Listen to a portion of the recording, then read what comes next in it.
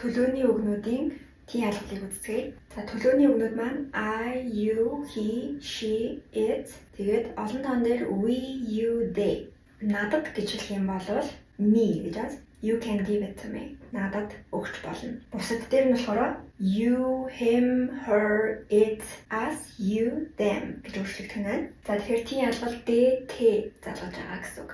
За T алгалын ийн гэдэг миний, чиний, таны, та бүхний гэж хэлэхдээ яаж хэлэх вэ? My, your, his, her, its, our, your, their гэж хэлэх нь. За тэгвэл минийх, таних, түүнийх гэж хэлэхэд яаж хэлэх вэ? Mine, yours, his, hers, its, ours, yours, theirs. За анзаарч байгаа бол зарим хувирлууд маань адилхан байгаа. Одоо жишээ нь its гэх мэтлээ.